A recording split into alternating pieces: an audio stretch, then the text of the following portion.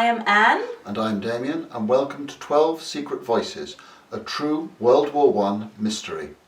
It all began in 2018. 100 years and a day after the armistice, I was in a charity shop looking for a nice white tablecloth for a special Christmas party. In a large bag of white goods, I saw a beautifully lace-trimmed item, unfolded it, and found our mystery embroidery. It is a whitework embroidery with 12 World War I regimental badges on it. Each badge is on its own panel and is trimmed with machine-made lace. The entire piece is 2 meters 20 by 1 meter 80.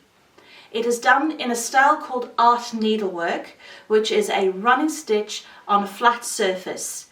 The linen panels are embroidered with a cotton thread.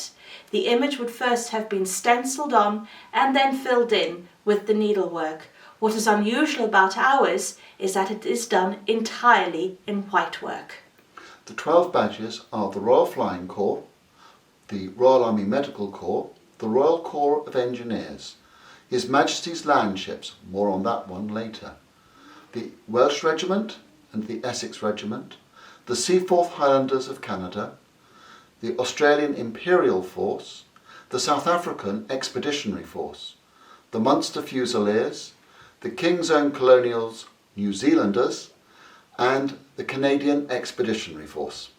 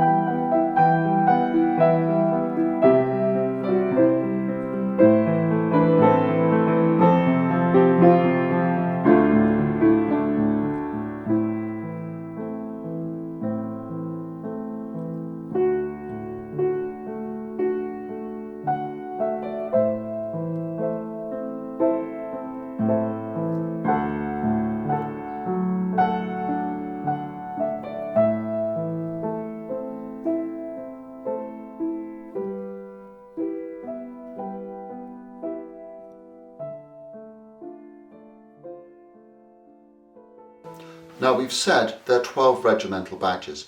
Actually, there are only 10. The King's Own Colonials New Zealanders badge is actually their collar badge. The King's Own Colonials was a yeomanry regiment raised for colonials in London. They had a very distinctive cap badge and distinguished where they were from by their collar badges. Now, His Majesty's Landships. At the start of the war, the Belgians used armoured cars very effectively, and the British used armoured cars as well. It was the Royal Naval Division who were particularly good with them. Now, while the roads were open, fine. While the war was mobile, fine. But once stalemate, the trenches, barbed wire and the ground being ripped to shreds by shell fire, they were no good at all. So, could they develop a fighting machine to cross the front line? Well, there were crawler tractors using caterpillars. These were slow and very exposed. Could they make them powerful enough to carry armour and guns and thus become an effective fighting weapon? Well, the army didn't have any experience, but the navy did. So the job was taken on by the Admiralty, hence the term landship.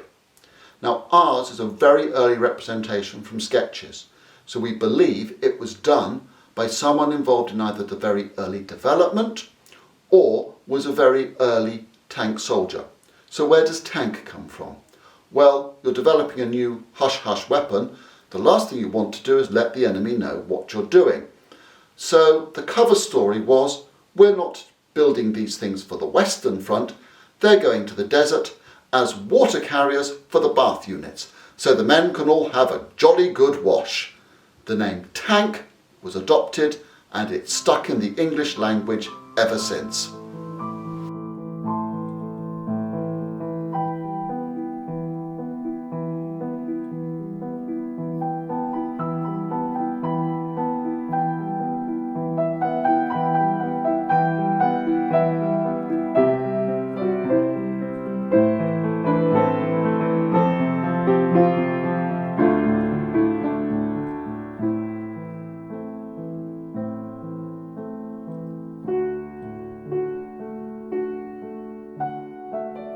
We have identified it as a bedspread. We considered the possibility that it may also be a tablecloth, a wall hanging or an altar frontal. As a tablecloth, it wouldn't work. The badges are all facing the wrong way. Only someone sitting at the head or foot of the table will be able to see them. As a wall hanging, we can find no traces of anything ever having been on it for it to be hung up. There's no loops, no rod channel, no tabs, so we're very confident it was not intended as a wall hanging. And as an altar frontal, it's too tall and not wide enough. And it couldn't have been used as an altar cloth. Again, no one would ever see the badges. Now we know how it was made, but we don't know by who it was made. We have a lot of theories of who could have done it. Something this large would have taken time and a lot of skill. Some of our ideas are... Well, it could well have been made by convalescent soldiers. Lap crafts were used in convalescent homes for muscle building, for therapeutic work, and, well, just to keep the men occupied. A lot of embroidery was done, but most of that was in colour. But still, it could well have been done by convalescent soldiers. But there is a problem with that, and that is, generally speaking, each country ran its own convalescent hospitals. It would be very unusual to find all these nationalities in one hospital at the same time. However, the exception was, of course, where specialist skills were needed, and we're indebted to some of the hospitals for giving us lists and names. The most likely one would be something like plastic surgery, reconstructive surgery, which was highly specialised and had only just started in the UK. And we do know that all these regiments were in a hospital that specialised in this work. Another possibility is that it might have been made by a private group as a fundraiser for the war effort, a WI group, an embroidery circle, or maybe even a college. There are lots of records of war fundraising events having been done with art, painting and other exhibition pieces being made. Another thing, it could have been done by a religious order. After all, it is white work. We did investigate the story of the Irish nuns, but that's in the book and you really need to read it. We hope you've enjoyed our story of this mystery World War I embroidery. We have ideas, we don't have answers yet, but we are still looking, and thank you for sharing our journey. There are so many possibilities, so many theories, and we hope that if you decide to take up the challenge, you will find an answer.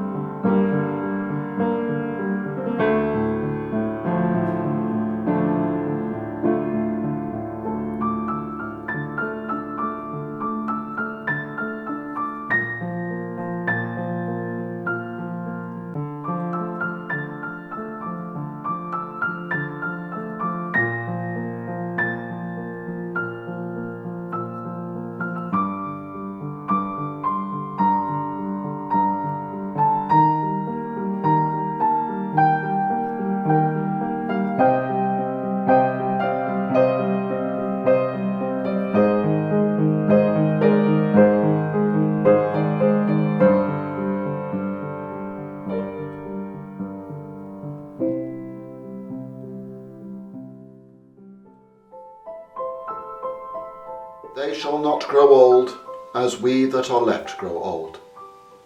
Age shall not weary them, nor the years condemn. At the going down of the sun, and in the morning, we will remember them. We will remember them.